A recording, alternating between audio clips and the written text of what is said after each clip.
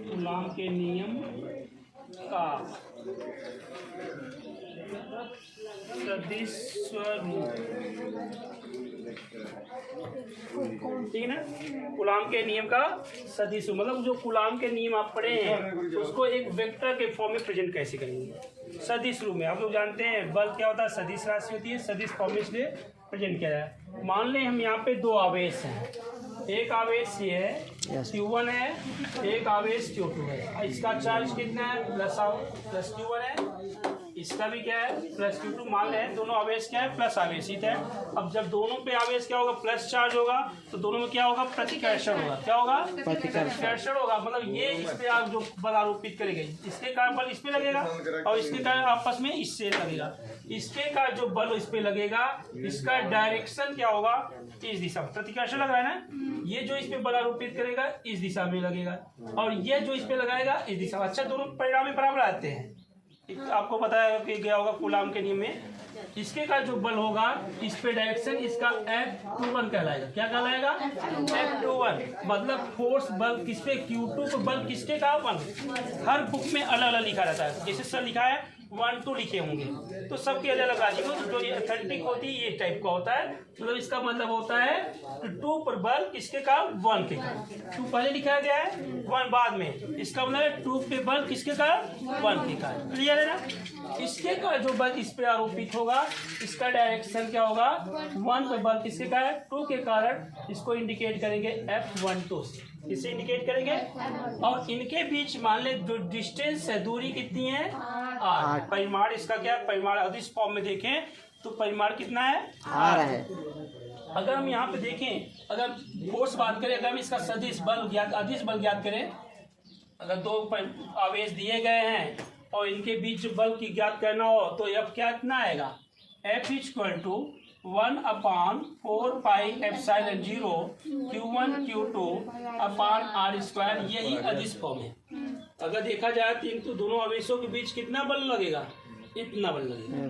ठीक है। अगर हम यहाँ पे अब हम ये कहते हैं Q1 के कारण Q2 पर लगने वाला बल, माना अगर हमारा Q1 के कारण Q2 पर लगने वाला बल इसको इंडिकेट किससे करें वेक्टर F21 से। F21 है, ठीक है ना। क्या है वेक्टर F21 है तथा इसका जो सदिश विस्थापन है तथा सदिश कितना है वेक्टर जो सदिश है वो क्या होगा वेक्टर R21 होगा। इसकी पोजीशन इसकी सदिश क्या आएगी वेक्टर R21 होगा। अच्छा इस पे बल ज्ञात करें हम वेक्टर F21 मतलब इसको जो बल निकालना है तो बल कैसे निकलता है आप लोग पता है। सदिश ये सदिश राशि है तो सदिश क्या होता है परिमाण इंटू क्या होता है दिशा। मतलब इसका क्या चाहिए परिमाण इंटू दिशा, ये जानते हैं ना आप लोग। अर्थात कहने का मतलब हुआ कि वेक्टर F21 जो होगा परिमाण कितना है इसका F है और इसकी किसी बल की दिशा में विस्थापन होना चाहिए, ठीक ना। तो क्या होगा दिशा यहाँ पे क्या होगा वेक्टर R21 एकांक वेक्टर क्या होगा R21 जो इसकी स्थित सदिश है इसकी क्या आएगी वेक्टर R21 होगी। कितनी होगी R21 होगी। और ये वेक्टर F की वैल्यू इसमें रख दो। वेक्टर F की वैल्यू जो अदिश फॉर्म है अदिश फॉर्म में रख दें तो क्या होगा वेक्टर F21 F की वैल्यू रखें 1/4πε0 क्या हो जाएगा Q1 Q2 r² डॉट क्या होगा वेक्टर R21 कैश मतलब एकांक वेक्टर। इसकी वैल्यू कितनी होती है एकांक होती है, ठीक ना। ये अगर हम इसको अदर फॉर्म में चेंज करें, आप सब जानते हैं थोड़ा ध्यान रखें चूंकि आप सब पढ़ चुके हैं वेक्टर R21 बराबर एकांक वेक्टर R21 बराबर क्या आएगा वेक्टर R21 अपान वेक्टर R21 का माप परिमाण मतलब। अब इसको जब कैलकुलेट करेंगे तो वेक्टर R21 अपान क्या आएगा R। इसका परिमाण कितना आया है इसको हम R से ही तो इंडिकेट किए हैं, इसका परिमाण कितना आएगा R।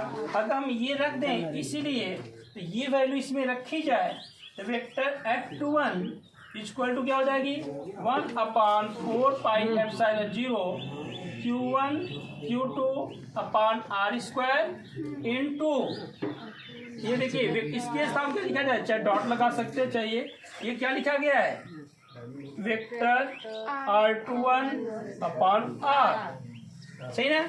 इसलिए क्या बन जाएगा, इसलिए वेक्टर F21 बराबर क्या हो जाएगा, 1/4 pi epsilon 0 Q1 Q2 upon, यहाँ देखिए आर स्क्वायर है, यहाँ पे क्या है, आर है, दोनों गुणा करेंगे कितना होगा, R³ डॉट वेक्टर R21। तो ये हमारा क्या है, सदिश बल आपको काउंट हुआ, कूलॉम के नियम का सदिश स्वरूप है, ठीक है। इसी प्रकार हम इसके कार्य ज्ञात किए, अगर सेम है Q2 के कार्य इस पर ज्ञात करें तो बस डायरेक्शन चेंज होगा, नाम बस चेंज होगा ना। इसी प्रकार अब हम कुछ नहीं करते, डायरेक्ट लिख रहे हैं, इसी प्रकार अगर हम F12 कहें, वेक्टर F12 मतलब दो वन पे बल किसके कारण, दूसरे के कारण, तो क्या होगा 1/4 pi epsilon 0 Q1 Q2 upon R³, परिमाण वहां भी आ रही है और दिशा इसकी क्या होगी, R12 वेक्टर, ये होगा, क्लियर। अभी ध्यान दें इसमें एक चीज और, अगर हम इसमें ये देखें, ये सदिश रूप हो गया दोनों का, अगर हम इसमें ये देखें वेक्टर R21 और वेक्टर R12 में ये दोनों क्या है, दिशा क्या विपरीत है, ये इस साइड को दिशा को इंडिकेट करा, ये इस साइड को दिशा करा। चूंकि आप ये कहें जो वेक्टर R12 है ये क्या है, माइनस वेक्टर R12, ये दोनों आपस में क्या है, विपरीत है, परिमाण दोनों बराबर है लेकिन बस विपरीत है।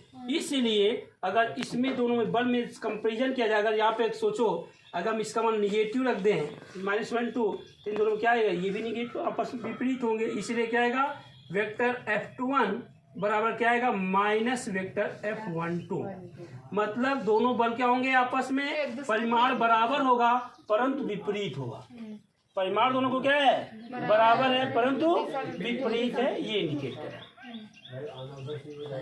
इसको।